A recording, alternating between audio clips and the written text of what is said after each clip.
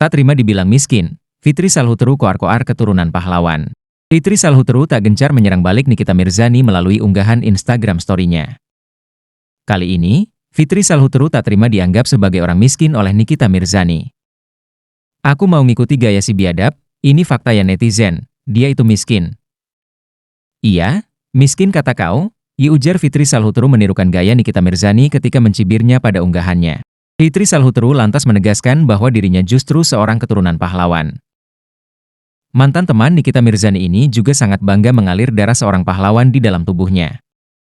Aku juga bisa bilang ini fakta ya netizen. Mau terima atau tidak darah pahlawan mengalir di tubuh saya dari ujung kepala sampai kaki, ujarnya. Fitri Salhutru mengatakan dulu kakeknya adalah seorang pejuang yang berusaha merebut perkebunan Indonesia dari penjajah. Bagaimana kakek saya merebut perkebunan dari tangan Belanda, dari tangan penjajah? Darah dia mengalir di tubuh saya, ujarnya. Karena itu, Fitri Salhutru tak takut untuk melawan mantan istri Antonio Dodola yang dianggapnya hanya orang kecil. Belum lama ini, Nikita Mirzani buka pendaftaran anak angkat. Fitri Salhutru, anak sendiri aja ditelantarkan. Kasus anak Nikita Mirzani, Luara Meizani alias Loli masih menyita perhatian.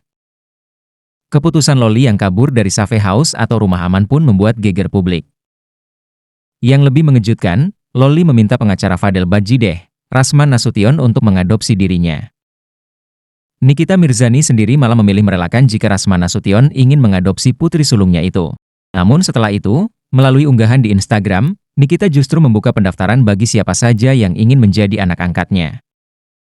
Bahkan Nikita Mirzani juga akan memberikan beasiswa pendidikan hingga dewasa. Pernyataan dari Nikita Mirzani itu pun kini mendapat komentar pedas dari seterunya, Fitri Salhutru. Kemudian ia juga menanyakan di mana peran keluarga Nikita, di saat Loli membutuhkan sosok yang mendampingi.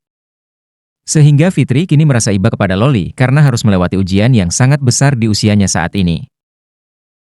Secara terang-terangan Fitri Salhutru tak percaya Nikita Mirzani yang berniat mengadopsi anak. Halah banyak banget bualan kau nih, katanya. Pada unggahan Fitri yang lain, Fitri menyentil keluarga Nikita yang tak ikut andil dalam kasus Loli. Fitri pun menyayangkan Loli yang kini terkena imbasnya hingga menghadapi banyak ujian. Anak sekecil itu berat sekali ujian hidupnya, ujar Fitri. Aku happy banget nih setelah urusan meeting pekerjaan halus saya selesai. Baca berita katanya Kominfo atau Komdigi sekarang akan mengikuti Australia untuk membatasi usia pemakai sosmed atau membatasi pengguna sosial media. Bagus, usia dibatasi bagus.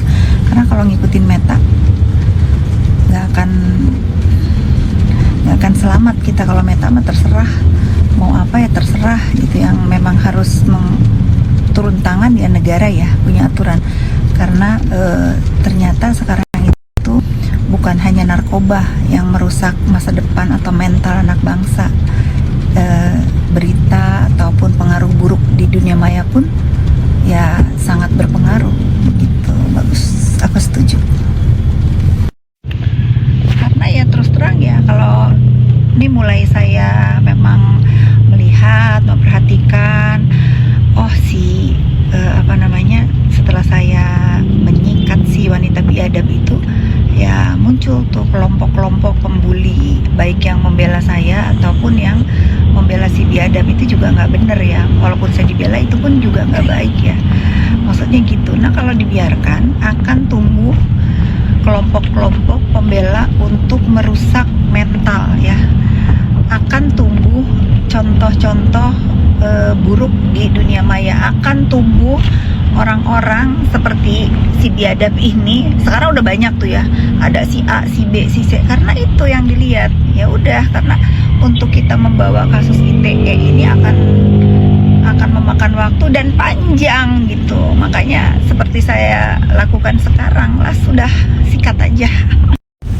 Ngocehnya bermanfaat dulu ya, ngocehnya bermanfaat ya. Kita harus mendukung ya, kita harus mendukung untuk keselamatan generasi bangsa, mental health. Terus juga kalau saya sih kepengennya ya, kalau saya nih kepengennya ya memang pemerintah bisa men-take down gitu, men-take down orang-orang yang bikin onar di sosial media, tapi itu rasanya nggak mungkin ya, karena Meta nggak peduli.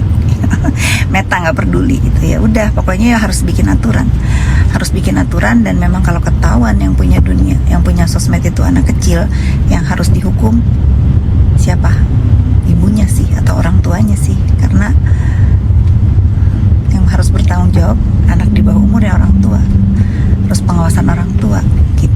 Kalau saya menormalisasi bullying atau ujaran kebencian atau menghina Dina di dunia maya, itu nggak bisa kediemin, karena mental health itu penting, apalagi kebebasan bersuara, kata-ketik gitu.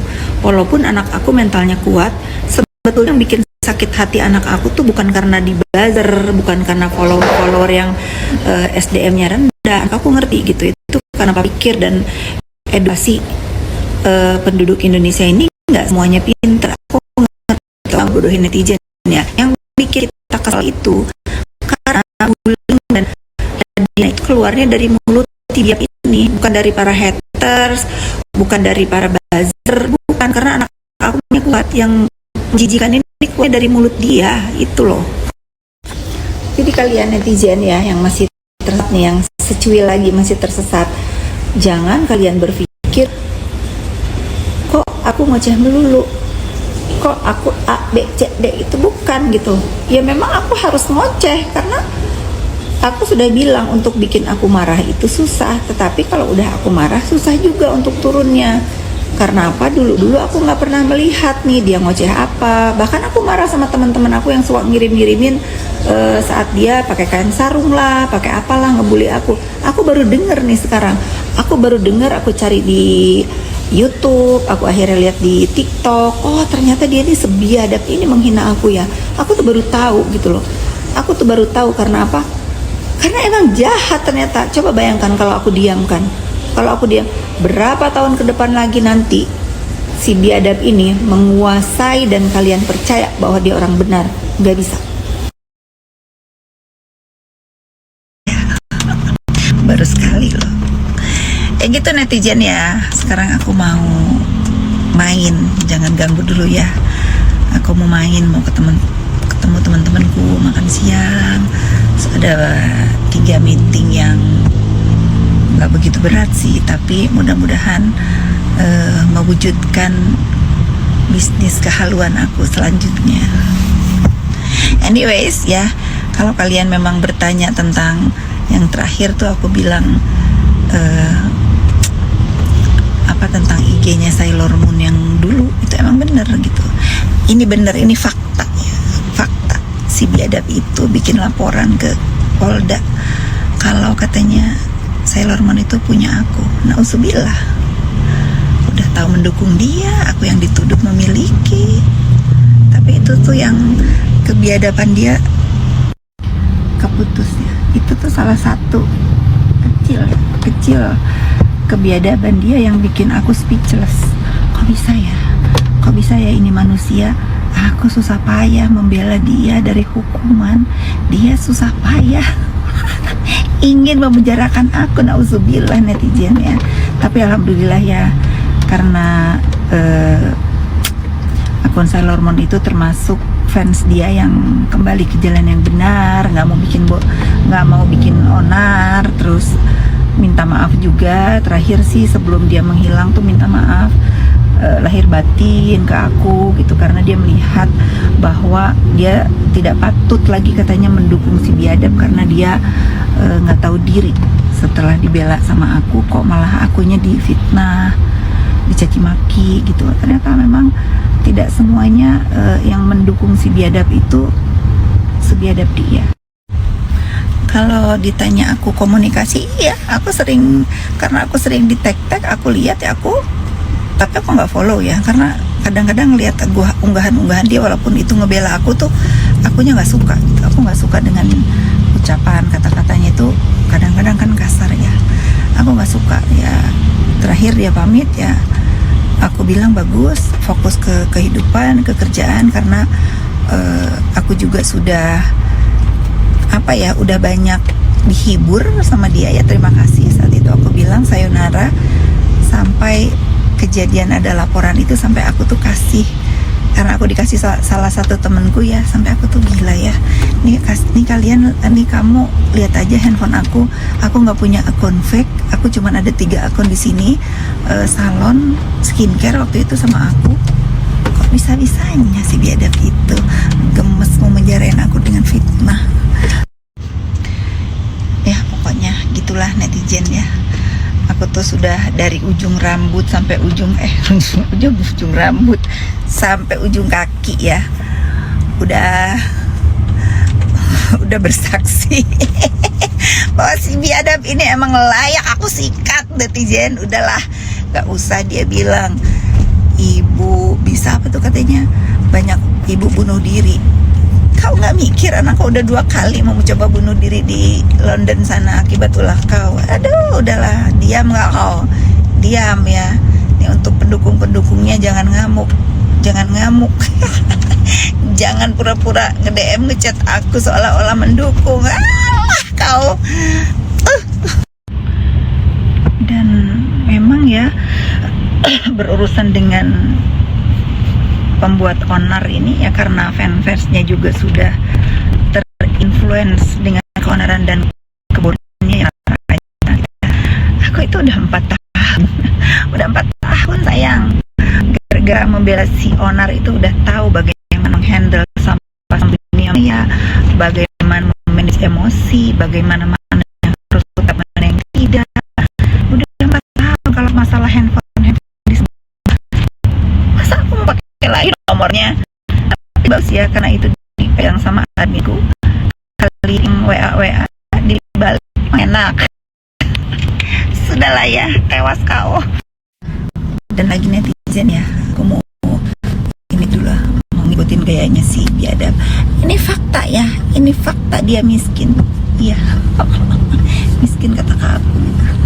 Tapi nggak apa-apa ya, tapi aku juga bisa bilang ini fakta ya netizen, ini fakta ya.